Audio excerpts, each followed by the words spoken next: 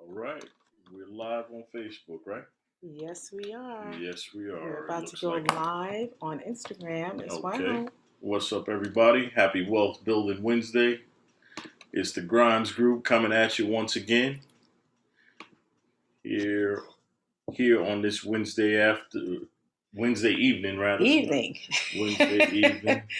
It's 7 p.m. and we are here. Happy Wednesday. Happy hump day. How was everyone's week so far? I hope it was great. Okay, we got a couple of people joining in, just giving people a chance to join in, and let me try to share this to my personal page. Yeah, and I'm going to do the same. Please, if you have time right now, share it. Tag someone. That's it. We're giving knowledge today. It's going to be a great session. We're talking about purchasing a home, owning your own home, and we're giving you 10 simple steps, basically what um, realtors know. Okay, what realtors know that's going to go throughout the transaction. So we're going to try to narrow this down a little bit, and we'll probably have to revisit this again, but this is definitely something that you'll want to stay for. It's 10 easy steps to Owning your own home. That's That's right. it. And that is a part of wealth building. And the reason why we come at you every Wednesday, we decided to do this every Wednesday, Wealth Building Wednesday, to just try to impart some knowledge and have the conversation of building wealth and getting you into the mindset of doing something a little different. Okay? Correct. Because to have things you never had before, you got to do things that you never done before. So true. I love that. So if you want to have something that you've never had before, or maybe you have it. Maybe you have it. Just because somebody's listening to this, that doesn't mean they don't have a home. Maybe they bought a home years ago. Maybe this is the second time they're owning a home.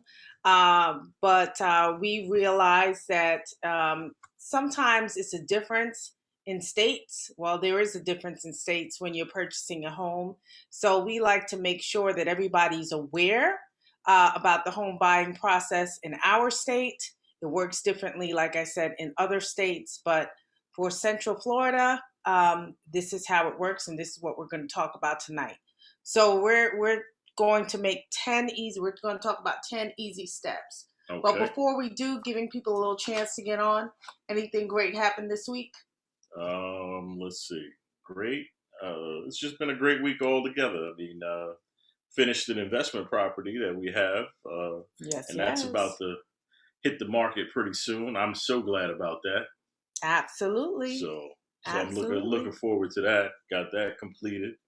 That's one great way. You almost passed out there getting it completed. Yeah, I almost passed out. It's not funny. It is funny. It's funny now because I didn't pass out. When you're working on your own stuff, sometimes you just don't know how to stop. Why does this say February 24th? I don't know. Well, anyway, we're just looking at what we're sharing now, and it says February 24th. So we're going to have to correct that. But today is not February 24th, right? It's March 31st. March 31st. Exactly. I don't know why we put up the wrong date on our Wealth Building Wednesday. By mistake, but mistakes happen. It's all good. Let me turn this down. Okay. It's all good. It's all good. So, right, we got a couple people on right now. So, people are slowly joining in. Yeah. So we look forward to your questions and your comments. That helps it kind of go a little bit easier, a little smoother when people have comments or questions that they ask. To give some of the information that we have, and also to make us think a little bit deeper. Absolutely. Maybe we're not giving you all the information you need. Maybe you'd like to hear something different. Suggestions would be recommended as well. We don't know it all, but we do know people that know about different things. So we can have guest speakers on as well. You tell us what you want to know about, and we will put it out there. A friend of mine's told me this evening that there's some things, and we've been hearing this a lot, that we're familiar with it, but other people are not familiar with it. Yeah, different terms and things like that. So we will sit there and ramble, not ramble, but we'll talk sometimes. Mm-hmm. And sometimes people need a minute to like catch up on the conversation, kind of digest all of the information, all the information that they're being given. Because sometimes, I mean, it's a lot, especially if it's new to you and you don't know anything about. And like with what we're talking about tonight, the home buying process. If you don't know anything about it, we start talking. I can't even think of something crazy. I'm trying to think of something that I would say, and people are like, "What is that?" Loan commitments and contingencies, things like that. So we start talking about that stuff, and you may hold up. And not only that, it's just also mindset. A lot of our mindset may have come along the way through things that we've learned, coaching that we've received along the way, talking to other people with a different mindset, maybe, who have had exposure to different things. Would you agree? Absolutely. I mean, well, again, a lot of people look at us and, they look at what we've done, but it's over 20 plus years of a process that we've been doing, buying real estate and dealing with real estate as well. So it's not something that we just stumbled upon. So that is correct. I mean, but that doesn't stop that newcomer, that new person from just walking in the door and being mega successful either. So, but I tell people start from where you are. Absolutely. Absolutely correct. So, okay. So let's get started. All right. 10 easy steps. I don't know where to look. I got so much things going on here. I know we got Instagram over here. We got Facebook right here. So we're trying to get all of this stuff all merged in. And then I got my computer over here. So I'm kind of looking at anybody with any comments or anything like that. So if you see our eyes going all over the place and stuff like that, it's because we're trying to connect with everyone out there, every one of you out there. So in any event, let's start talking about the steps for owning a home. Okay, what would you say is the first step? The first step is tuning in on Wednesday night to Wealth Building Wednesday. That's the first step. Tune in 7 p.m. on Wednesday nights and tune in to your 2 favorite realtors. That's the first step. No, seriously, that is not the first step. But that would be a very good first step, matter of fact. That would be a great first step. That would be a great first step because the first step is selecting a realtor to find someone to give you the information, of what the steps are going to be throughout the process, because purchasing a home, it is a process. Absolutely. And so many times, we will have a buyer's consultation and the buyer will say, nope, haven't heard that before. Oh, I heard this and I thought it was this way. Or the way I envisioned it was this person was talking about this on YouTube, or let's say on maybe they put something out there on Zillow, so they get their information on Zillow or Realtor.com or something like that. I do not suggest you go to those places first. No, not just to get information. No. Yes, I do believe YouTube can be a great resource. That is true, but just remember too, not everyone that's on YouTube has credibility. Mm-hmm. So you also want to make sure that you cross-reference them. See how many people are commenting on their posts, and if there's none, fine.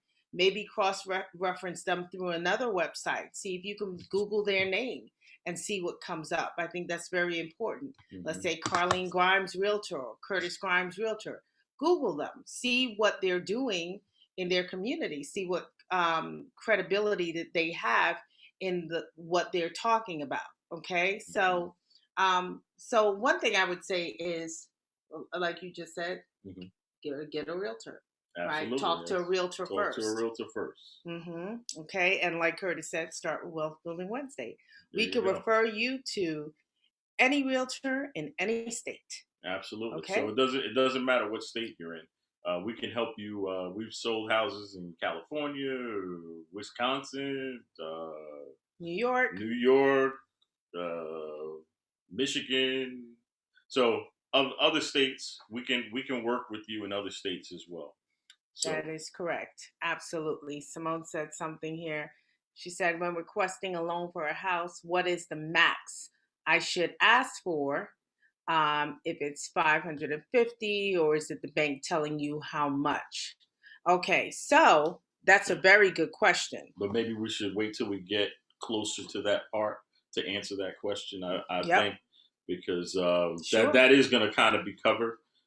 Because the second step, like I said, the first step is speaking to a realtor, finding someone that is qualified to give you the information.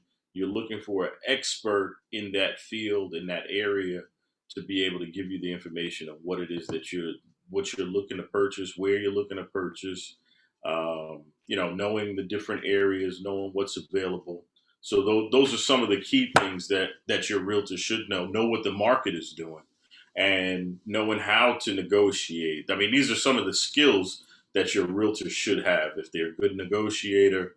Because especially in today's market, it's a lot of negotiations needed to be able to just to win a contract, just to win a deal for your client. And then the second step would be getting pre-approved. Mm-hmm. So you want to tell them about getting pre-approved, the steps? Sure. So getting pre-approved, most of the time, if you did the first step, the second step will be pretty easy as far as finding a lender to work with, because usually a realtor that is well connected will know different lenders.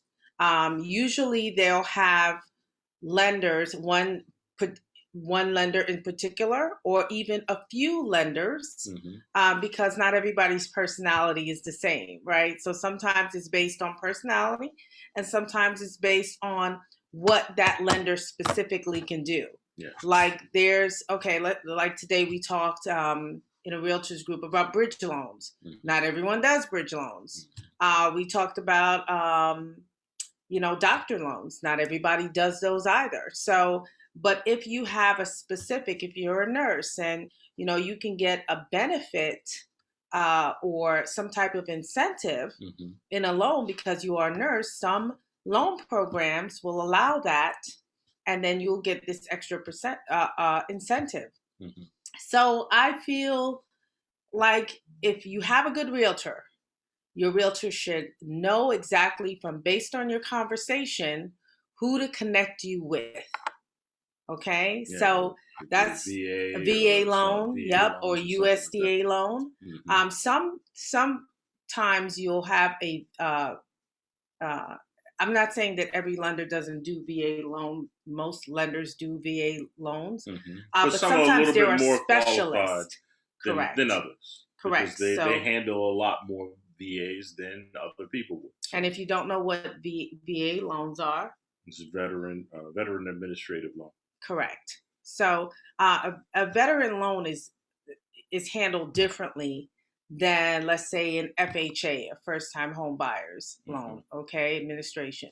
So those two loans are handled differently from a conventional and from a USDA loan. So there's different types of loans. So again, if you go back, that should probably be one of our next. I know I'm sure. That should be one of our next things, is to bring a lender on to talk about the lending process. Absolutely. So we'll have a couple of lenders on here. I think that'll be a great idea too. For them to maybe be specific in certain areas of loans. Yeah, because we're very general when it comes to the loan. I mean, well, me personally, I can only speak for myself. I'm more general than, when it comes to the lending process, because I don't deal with just your loan. I deal with the dynamic, us as realtors, we don't deal with the qualification process, what it's going to take.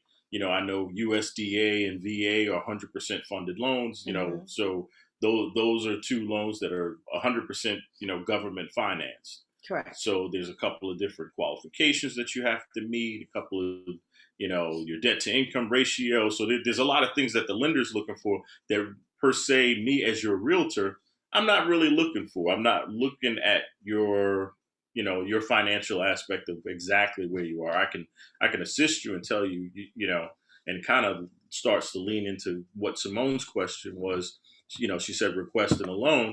How much was the question again? I can't see it there.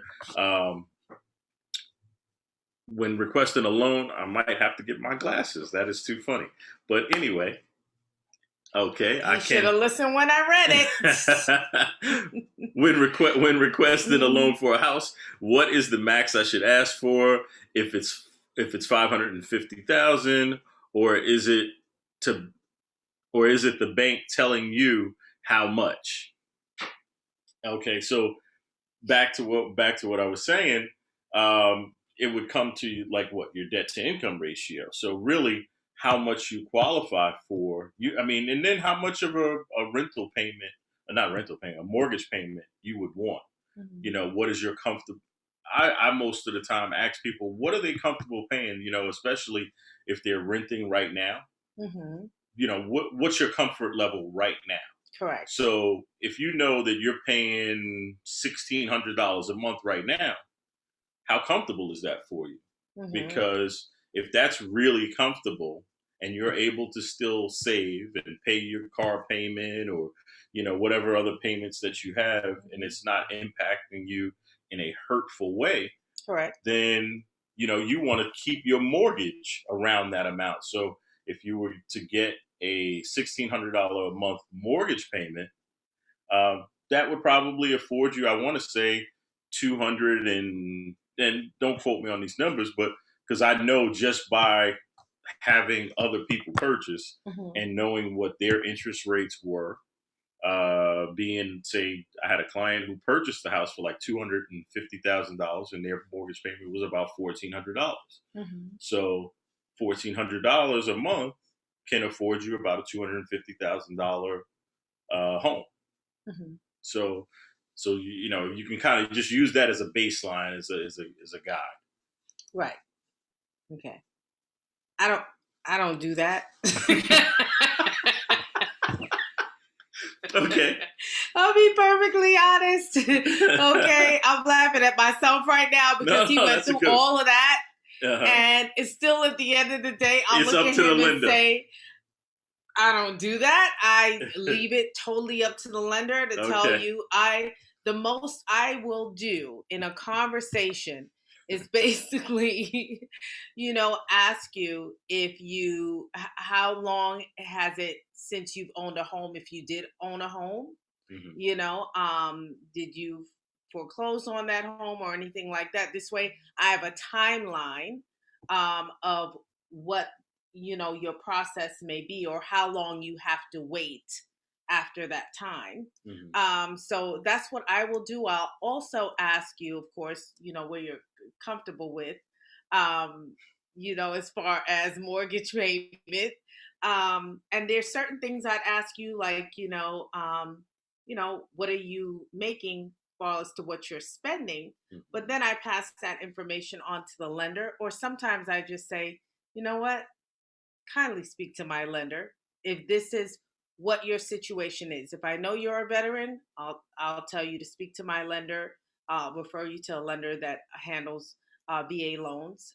If I know you're looking in an area that is USDA, I will definitely, and that means rural area that you can actually put $0 down. So I will point you in that direction. So certain things, I try not to get too in depth into your finances because everyone's situation is completely different. Absolutely. I saw something the other day that was incredible. It was a purchase of a over $300,000 home, and the mortgage payment was very little, and it was shocking. And it was shocking because the interest rate was so low. Okay, right. so that's why you have this buying frenzy right now, because the interest rates are so low. You can get more house and you're paying less of a mortgage payment. And people are realizing that it just does not make sense to rent anymore. A lot of people are Yeah. seeing that, you renting a home for $1,400-$1,500 a month. I don't have my calculator, but I'm gonna just Yeah, use there an he easy. go with calculations again. See, I'm a realtor. I'm a realtor, And that and New Yorker just came at you. I'm a realtor. Okay, Miss Realtor. All right. I'm a realtor, so I don't go into accounting or anything like that. Okay, so most of the times, realtors are not going to ask you a lot about your finances. They may ask you about your credit score, just to have a good idea of how long you may have to wait. But then again, that's not guaranteed as well. So, Well, I'm the realtor that asks about where your money is but that's because why he's also the buyer specialist as well. Okay. So, what were you going to say? You're the realtor that asks where the money is. That's it. Where the money reside? Where your money reside? That's what I want to know. Where your money reside? Oh man! Because you don't want to waste your time, and you don't want to waste the agent's time, and you don't want to get your hopes up. Right. So I think Curtis asking all those questions up front is very good. So let's just leave that there. Leave Okay. it right there. Okay. So step 3, after you get your pre-approval for the lender, and I hope we answered Simone's question. But can you scroll up? I don't know if I don't want to. Really and truly, Simone, I just want to say one more thing about that. Again, if you know the area you're looking for, you'll kind of know what you want to request to. Okay, so if I know that I'm looking in an area that is about 500,000, okay, that's what the homes are going for. I'm going to say, do I qualify for 500,000? But if you know that you're not making, see, I guess this is where my numbers start coming in. If you know that you're only making $40,000 a year, you are not qualifying for a $500,000 home. Well, wait a minute now. Okay. Because you could have a 401k. Okay. Yeah. That you could put down a lump sum of money. That's why I said where the money resides. Okay. Because if this, yeah, you have to have these honest conversations, because you could have money from someone that have left you money. Oh, okay. Right? See, or now you could have your 401k that you use to purchase your home, to put a big down payment. What I said was, what did you say? If you make $40,000 a year, I don't know but about that's a general statement. That's a general statement. That's why you should not make general statements when it comes. See, this is where we disagree. That's why you should not make general statements when it comes, because you don't know anyone's finances. I'm going based off the numbers. The numbers do not lie. But you don't know. I don't know which camera to look into. Numbers does not lie. Numbers don't lie. It's numbers true. Don't lie. Numbers don't lie. That is true. That is very true. But you just know somebody made $40,000. You don't know where else they have money. You don't. Okay, so let's say you make $40,000 a year. However, and that's not a laughing matter. I'm just saying it because Curtis is making me laugh over here. But you make $40,000 a year, which is a great salary. Absolutely. And you have now someone that is partnering up with you, your spouse, that makes another $40,000. I'm talking about one person. But you made a general statement, though. You got to be careful with your general statements. That's all I'm saying. I hope y'all agree with me. Okay. You don't know somebody's situation. That's very true. And also, let me just say this. Let me see how to say this. See, I try to say it. Okay, so if you have money that are not accounted for, or you have not accounted for because you put it under the mattress. We're not talking about any under the mattress money. All I can say is you have to start tracking your money. Okay, because some people, I know someone that didn't put their money in the banks. Right. Okay, I get and they all had of their that. money in, under the mattress. And all I'm saying I'm is, when it talking comes to about purchasing a house, financing. you could be making extra money on the side, but you also have to account with that through your taxes. So make sure you file your taxes. Right. It has to be documented. So that's why I'm only talking about, again, I was talking about if somebody makes a certain amount in the salary, I know that if they make X amount of dollars, you can afford X amount of a home. That's as simple as I was trying to keep it very simple. Okay. And you went a whole nother direction. But it's all good. It's all good. Okay, so after you get your pre-approval, we're starting to look for some houses. Yes. But then within that process, we have to determine what it is that you're looking for. What area do you want to be in? Correct. How big of a house do you need? How many people are moving in with you? Why is it like that? How many people moving in with you? I must have took some laughing gas tonight, because I don't understand. To me, he's saying the funniest things. Because why do you say take account to how many people are moving in with you? If it's a family of 5 and husband, wife, whatever, or mutual partners or whatever you have, and you have 2 or 3 other people in the home, then you know that you're going to need at least a 3-bedroom or a 4-bedroom. That's what I'm saying. Okay. Yeah, I get that. Okay. All right. So we're trying to figure out the amount of people that's going to be in your home. If you're going to have your mother-in-law come and stay with you, then you need an in-law suite. So you need to know the size of the home that you want.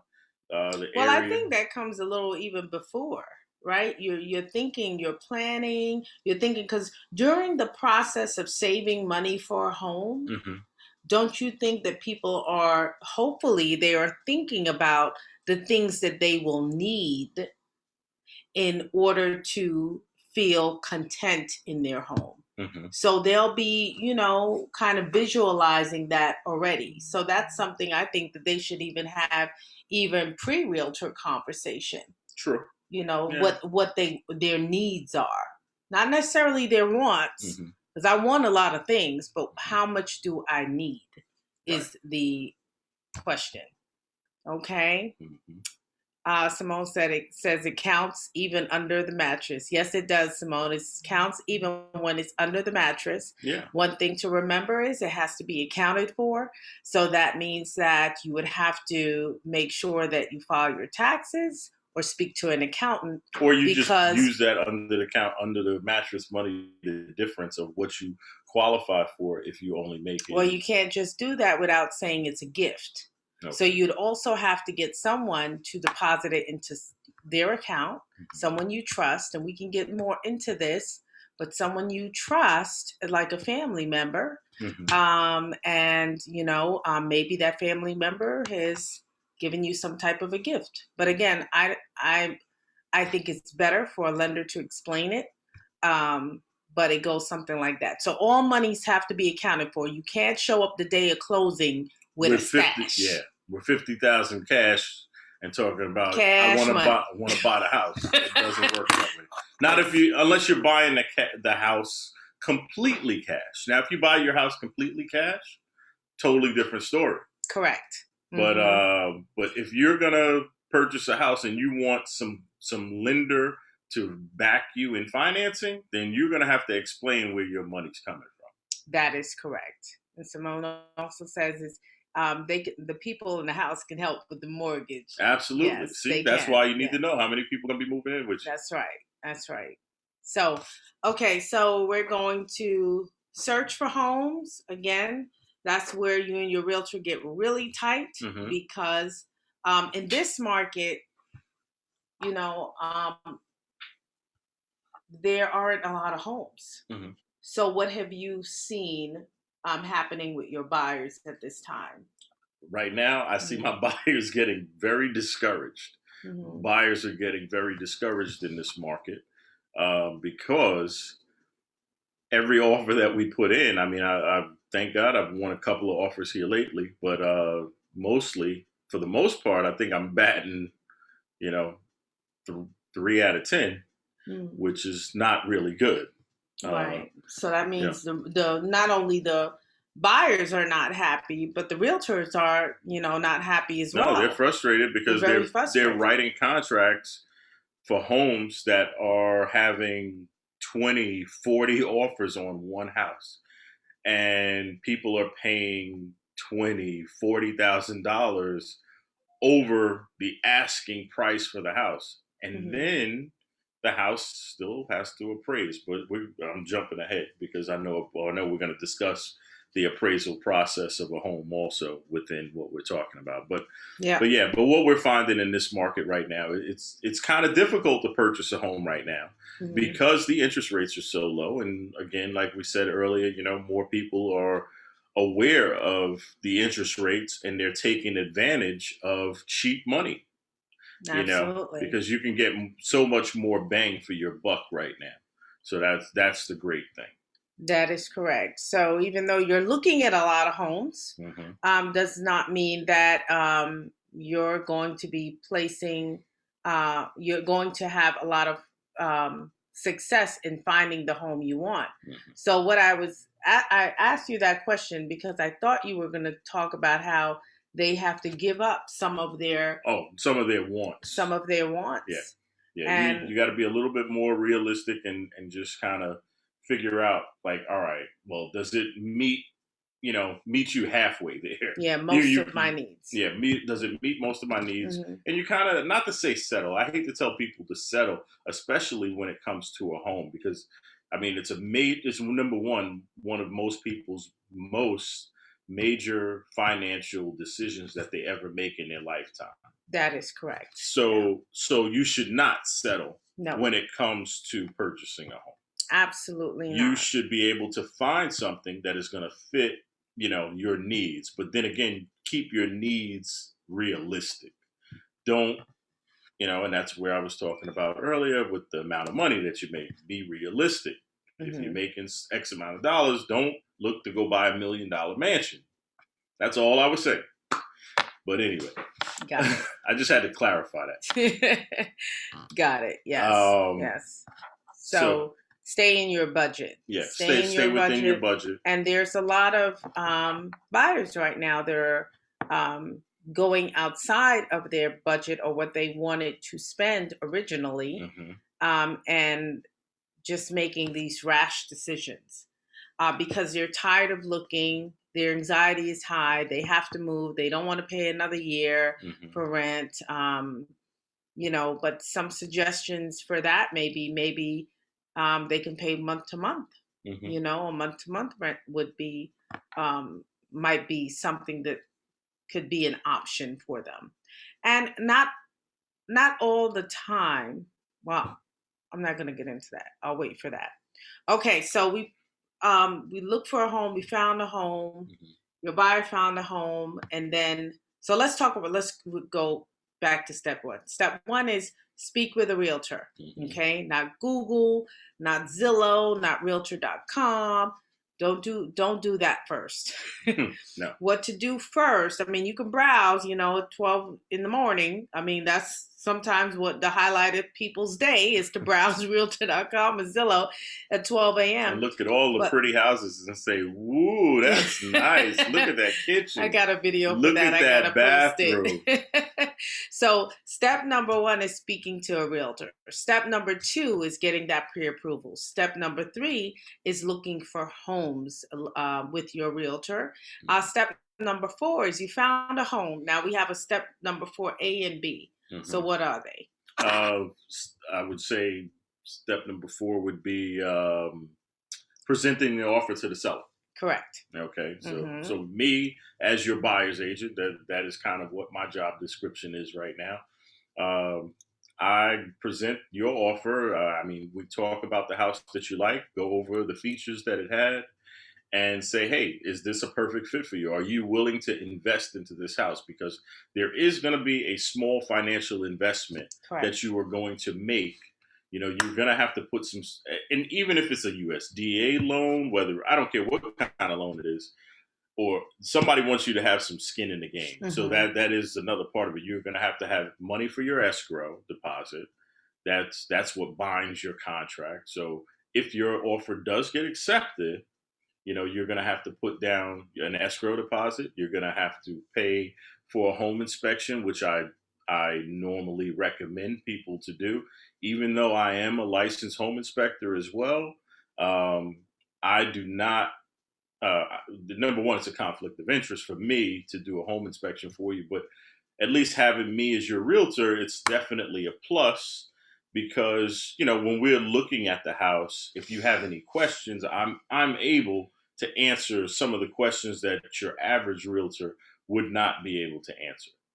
And then after that, you would have to pay so you have to pay your escrow deposit, you have your inspection, and then you're going to have your appraisal. So if everything came back on your inspection is good, and you say, ahead. You jumping. I'm jumping ahead. You looking at the steps? Oh, okay. I'm sorry. Listen. I do this all the time, so I'm kind of just jumping right in. But exactly, and that's the problem. Mm-hmm. So I don't want us realtors have I believe a bit of an issue because this is what we do. We know what to do. We're like Mama Bear, right? Mm. We know what to do. We get in there and we do it. And then the buyer's sitting back like, what you doing over there? What do you mean you're working so hard? What are you doing? Mm. They have no idea, okay? Mm-hmm. I have a list of things that realtors do every single day to make sure the deal, keeps afloat. Mm-hmm. And that list I usually present to my sellers because here's the deal. We get in there and we're like, boom, boom, boom, boom, boom. We do it so often, we're like, we're just maneuvering. Yeah. And meanwhile, the buyer's like sitting back, okay, what you doing over there? Mm-hmm. What do you mean? You just flew through 3 steps. Like, how did you get from 4 to 8? So we're going to take a step back and we're going to talk about 4A and 4B. Okay. So 4A is present the offer to the seller. That is correct. So we're going to present that offer to the seller. I'd already went into inspections and appraisal. Okay, so I'd already jumped ahead. I'm like, okay. Correct. That's 4A. Present the offer to the seller. The 4B is, okay, your offer is accepted, but just remember with the offer being accepted, there are terms that your realtor, either Curtis or I, will negotiate. Okay? That's where you really need your realtor to know what's going on in the market. That's where a buyer... And know how to write a contract. What I have been finding, too, is that some realtors do not know how to write contracts. And I'm just like, they checking all the wrong boxes. And a good listing agent who I'm going to be presenting your offer as my buyer to is going to see the mistakes. They're going to see this and be like, oh no, this is going to be a tough transaction because I'm going to have to hold this person's hand because they don't know what they're doing. Correct. Through this entire process. So you want to get, and this is not to discredit any new realtor. Number one, I tell people all the time, I'm 2 years with the realtors, a little over 2 years now with the realtor's license. As far as having a license, but I've been in real estate for years. So, and I've been around this lovely young lady for a number of years. Matter of fact, our anniversary is coming up. It'll be 21 years. Oh my gosh, I just thought about that. 21 years of marriage to this young lady. 26 years together?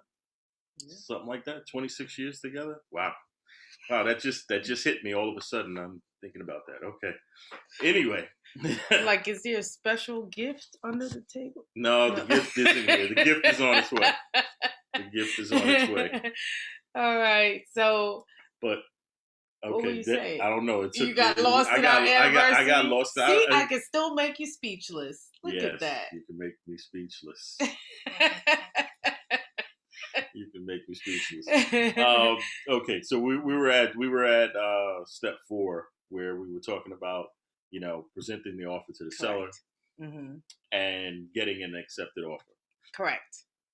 Okay, so now again, the terms matter, and like Curtis said, the how a realtor, your buyer's agent, fills out that contract matters as well. Mm-hmm. So if your buyer's agent is checking off the wrong boxes, and you haven't seen a contract before. So what we like to do is also give the contract ahead of time so the buyer can review it, and if they have any questions they can ask us then. But you haven't seen a contract before. So if your buyer's checking off all these boxes, and let's say they check off, instead of saying the seller pays for something, the home warranty, the seller pays for the closing costs. Right. Okay, usually that's one of the things that we checked off, yay or nay, either it's the seller or the buyer. Mm-hmm. What if that agent checks off the wrong box and now your buyer ends up paying for the closing costs? Oh, yeah. So again, there's mistakes that can cost your buyer, mm-hmm. because it's not going to cost you at the table, mm-hmm. but it is going to cost your buyer and bring up the cost for them. Mm-hmm. Also, not only that, is as a listing agent, I look at which offer is going to be the least headaches for the buyer. Can we stop right here for a moment? Because it just really made me think about something. Now I have a listing agent beside me. I am a buyer's agent. She's the listing agent, correct? And I had a buyer here very recently. I had a buyer. I mean, this ain't part of the whole thing, but you know what? I'm going to bring this up because I'm just like, because what you were talking about, the qualifications of a good buyer's agent. Mm-hmm. And I consider myself to be a very good buyer's agent. Oh, you're an excellent buyer's agent. Absolutely. Excellent. And I educate my buyers to present a good offer. We got to get to step 10. Okay, we got to get to step 10. Where we at? This ain't going to take but a minute. I'm only going to take a minute. You only got 15 minutes left. So I present my great offer to you on one of your listings, who I would feel like, you know what? Especially you should have a good relationship with your listing agent. And I thought I had a really good relationship with the agent that I was presenting my buyer's offer to, because it was her listing. That is correct. And my offer didn't get accepted. And I wanted to know what in the world could I have done to get my buyer's offer accepted. Well, at the end of the day, here it is. Mm-hmm. I, as the listing agent, have to take my feelings out of the picture. Okay? So whether I believe you would have been a great buyer's agent to work with, which you are most times. And we worked deals together before as well. On both sides of the table. So that's a good thing. But whether I would have believed that or not, the final say is from the seller. Sure. So if the seller says, like, of course my seller knew Curtis, and they were like, oh, we really want to pick him, but this offer was so good that they couldn't pass it up, or they didn't feel that they could pass it up. So they went with the other offer, not based on just price, but based on the family need. Mm-hmm. So my seller was very considerate of the family need. Absolutely. And I thought that was admirable, because they did not just look at price. So at the end of the day, as you can see, we can be working on a transaction together, mm-hmm. Or I can have the seller side. Curtis can have the buyer side. Mm-hmm. And if it's not working in the best interest of the customer, whether mm-hmm. it be the buyer or the seller, we're going to part ways. Mm-hmm. And we'll have this conversation probably years from now. Yeah, we will. This one, so I have to thank Mary Jo and Jim for that. It was definitely a funny situation. It was a funny situation, but we're over it. It's all good. But it's a tough decision to come, and say, especially after you see, your partner really working hard to get his offer accepted, and you could be the one that say, okay, well, I could have said to the seller, you know what, this is definitely the better offer, because they trusted me. Absolutely. No, but I would never expect that. I would never, and I know you wouldn't expect that. No. We would never want to sit there and we've worked so hard to earn our client's trust. Absolutely. There's no way that we'd want to ruin that. Yeah. Okay, so we take the hit. I just thought it was a funny event, and then when you started talking about the qualifications of the realtor, I just had to throw that one in there. That was funny. But all right, before we jump into the next step, we do have a question on Facebook. TJ asks, "What's the best way to find a solid realtor?" Talk to us. Talk to some good realtors that you already know, that you already know are solid. That's all I can tell you. Yeah. If you already know a good solid realtor, talk to them and let them be your referral agent. I mean, because they could find you another agent as well, especially if you're looking someplace where that person that you want to work with isn't there. They can help you in the other place wherever you are. That's what we discussed earlier. That's how we've sold homes in other states, because we have a good referral network of realtors that we work along with, and we can refer you wherever you are to another realtor. That is correct. And we look up their qualifications. And now let me tell you this, it may not be always, I don't want to lie to anyone. It's not always a perfect fit. But this is what I do when the buyer or seller communicate with me, like, listen, this is not a perfect fit. I give them another option, because just because that person looks really good on paper and I spoke to them and they sounded great, that may not mean that your personality and their personality will really get along and it may be a good fit. Okay. So exactly. That's another thing to consider. Let the realtor that you know in a different state that you trust recommend someone that can help you in the state that you live in. Okay, so it's a win-win situation. Exactly. Okay, so okay, the other thing is step number 5 is inspections. Okay, so after your offer is accepted and you've made your escrow deposit and terms are all agreed on, closing date, purchase price, how much money in escrow and down payment and all of that, then it comes time for inspections. And how many times have things went wrong in inspections? Oh my goodness. Numerous times. Inspections is a very tricky area, because sometimes when you do a thorough inspection, you start finding little things that you didn't expect, missing circuit breaker or double wires on your inside the electrical panel. I mean, it could be so many number of things. Missing smoke detectors, what I'm dealing with on one transaction I'm dealing with right now. Missing smoke detectors, a couple of items on the roof not being correct. It's so many different things. I mean, that is correct. I don't even know where to begin or stop with that. Well, we're going to stop because we're going to talk about so many things can go wrong and things can go right. But just remember something. When you have an older house, when you're inspecting an older home, you have to expect that there may be some things that may not always work properly or be near the end of life. Yeah, or be near the end of life, like your AC and things like that. Your hot water tank. Yeah. Those are some of the key items, and those are some of the big money items, that when you go to purchase a home that you want to be aware of is your hot water tank, your AC system, especially here in Florida. It ain't nothing like having some AC in your house, and you don't want that going out on you.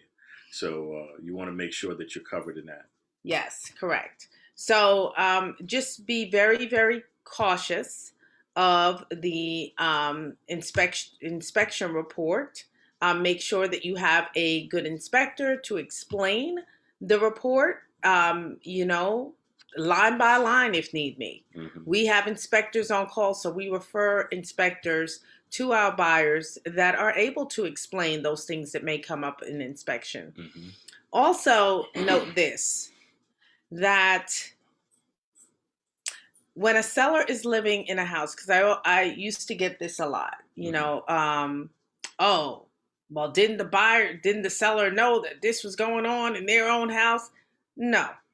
Sometimes no. Mm-hmm. So the first time the seller is hearing that anything is wrong, and I've seen it in perfectly maintained homes, Mm-hmm. is, maybe when their house got built, something was wrong and they did not know. So a seller usually has a seller disclosure where they fill out to see if anything's wrong in their house. And sometimes they'll fill out, yes, everything's great, everything's fine, no problems. And not know. And not know that there was a major problem. So that's why we recommend. Are you yawning? No. Oh my gosh. You just yawned. Okay. So listen, sometimes it's been a long act day, like that people. didn't happen. It's been a long day, people. I tried to hold that like yawn that in. Didn't happen. But here's the thing. Just make sure that you get an inspection. Okay. So after you do the inspection, there comes appraisal. And we're gonna try to we're gonna try to run through all of this because now we're crunching time now. So what the appraisal is, I'll let you talk so you don't yawn, because maybe I'm making you yawn. No, you're not making me yawn. It's been a long day, people, and and like I said, and we take out our time to do this. So just long day for me. Okay, the appraisal process. The appraisal is when the bank was really what happens when your lender, who's going to loan you the money, sends an appraiser to appraise the value of the home and basically they do some sort of an inspection too, to make sure that everything is valued at what your offer is. So if, say for instance, you're purchasing a house for $200,000 and they want to go in and make sure that the home that you're purchasing is worth $200,000. So what they do something that we do as realtors is called a CMA, but they go and search a little bit of a deeper search for the value, a detailed comparison, a more detailed comparison of what the value is for your home. Okay. So they do basically, like I said, what is a comparative market analysis, looking at what other homes have sold for equal to yours and getting the value of what that home is. So that is another item. Like I said, there's three big items that you have to remember that you have to pay for when it comes time to purchase a home. So you want to make sure that you have that money set aside. That's your inspection, that's your appraisal, and your escrow deposit, which is normally a standard of 1% or 2%. In this market, I tell people 2%. 2% of what the home is. So, and again, we are referring to the Florida market. Yeah, we're referring to the Florida market. Yeah. Okay. Yeah. So the other thing is, okay, you've got through the appraisal, which is step 6. Step 7 is loan commitment. Mm-hmm. That is where you they say to you, okay, you are you have all your documents in, and the lender says, okay, you have a loan commitment, and everybody's hollering and happy and all of this excitement. The buyer gets sent to seller's, CD, which is a closing disclosure. And at that time, the buyer has time to review the closing disclosure 3 days before closing. Okay, it is a rule here in Florida that you have to do that. I think that's a national rule, honestly. Okay, so I don't know nationally, so I'm going to just speak for here in Florida. It's 3 days prior to closing that you have to have a buyer has to have a closing disclosure. Okay, after they receive that closing disclosure, everything's all good. We hear those 3 words that say, what are the 3 words? Oh, clear to close? Clear to close. Clear to close. That means that the buyer is clear to close on their house. You've gotten all your documentation into your lender. Everything has been finalized. They approved your appraisal. And now it's just a matter of you coming up with those final figures of what was on that closing disclosure. How much you have to bring to the table, if anything, or how much you're going to be getting back at the table, which in this market, you normally aren't getting anything back at the table, but sometimes you do, and which is a good thing. So absolutely. So after that, we do the walkthrough, which is Step 9. Step 9 is the walkthrough where you go and make sure that everything's all good in the house. The appliances are still there if it comes with appliances. That the nature of the house, the structure of the house is still there. No one took ACs out, whatever it may be. You make sure that it's delivered in a broom swept condition. So with that being said, I just want to remind all my sellers out there, if you are going to sell your home, please make sure that you know that the day of move out is before you close on your home. Yeah, it's not the day of you close on your home. I okay, have one so don't try to put that. yourself under that pressure, because if you do, what's going to happen is you're going to be in a position where you cannot close on your house because the buyer may not accept it where you're half moved out. Okay, so the day before you close, you should be, at least at that time, you should be moved out.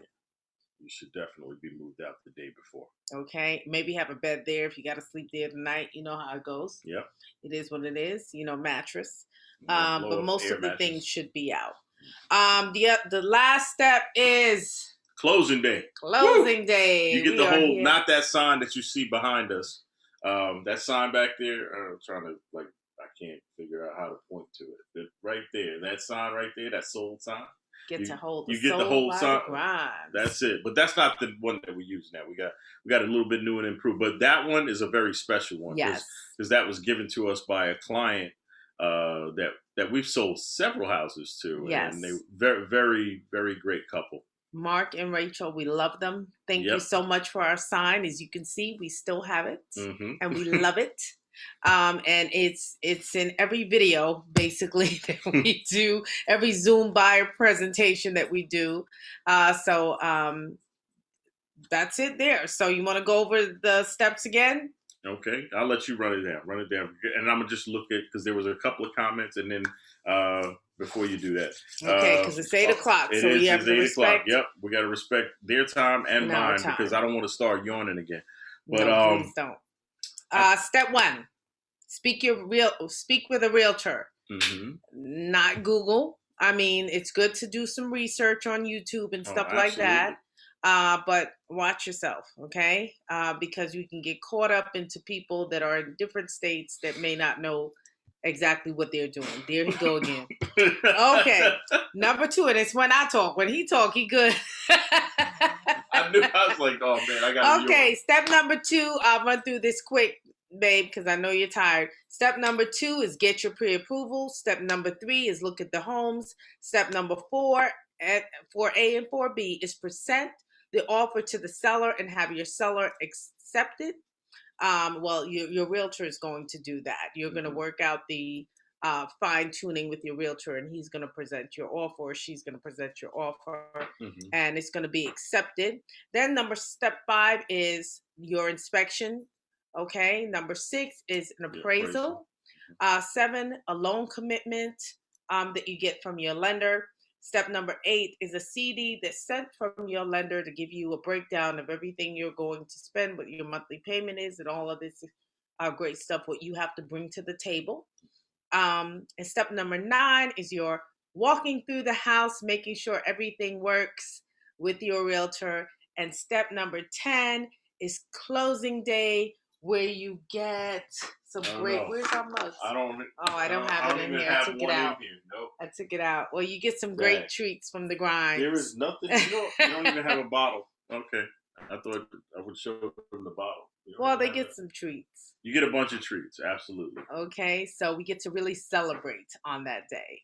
Okay. So I think that's it. Now, you said did you have some comments or questions? Well, no, I thought it was it was another comment up there. It's my buddy Tracy Lynch, a high school friend of mine.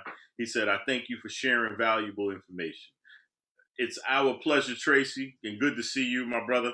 Yes, good to see you. And also, one other thing, we'll probably be having another agent in another state come in. We know we have a lot of New York friends, up north friends as well. So we'll probably have another agent come on to talk about the process in New York, because their process is a little different. Well, it's a little different. It's about the same. It's a little different. It's not much. It's a lot different. I mean, we haven't closed on a property in New York. I mean, in a number of years, but the only thing is the legalities of everything there. Here, everything in Florida is done with a title company, whereas there, it's attorneys. It's, usually people have attorneys. It's still a title company, but then they have oh my goodness, I can't even remember. I can't remember what it's called, but it's kind of like how our title search is done, but then they have a couple, the ACRIS, like in New York City is called the ACRIS. I remember that. So they have the ACRIS search, ACRIS. Oh, okay. So it's an ACRIS check. Yeah. Okay, you guys. I think we gave you guys a lot of information. So if you have any questions, message us. Let us know. You can always give us a call. We're always on the go. So give us a call. Text us. Message us through Instagram. We put this on Facebook Live on our Facebook group called the Grimes Group at Keller Williams. Mm-hmm. We also have a YouTube channel.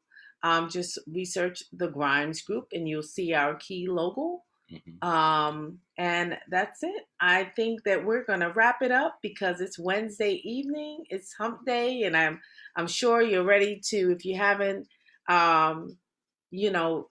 kicked off your shoes and relaxed yet, I'm sure you're going to do that now. So listen, we just want to say thank you for joining us this Wednesday at 7 p.m. and we look forward to seeing you next Wednesday. Are we doing next Wednesday? I mean, that's our anniversary week. Oh no, you're a little busy. And I'm very busy next week. No, so I will not be. So next I have week a client is a coming skip in. Week. Yes, next week is our skip week. Yes. So next week we will not be here, but you can go to one of our YouTube channels, check out the past videos, maybe a past too. video. See what else we got put up there for you.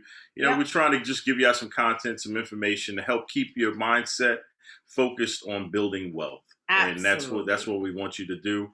Wealth is definitely that foundational item to living a life by design and not by default. So, I love that. Absolutely. Okay, so one other thing before I go. Last week we talked about PPP loans. The deadline was March 31st. Now it's May 31st. They've extended it to May 31st. So you got some time. Go get that money. Where the money reside. Where the money reside. Go to where the money reside. You are ridiculous. Have a good night, people. That's it. You got to keep it real. Talk to you later. Have a great evening. Good night. All right. Good night.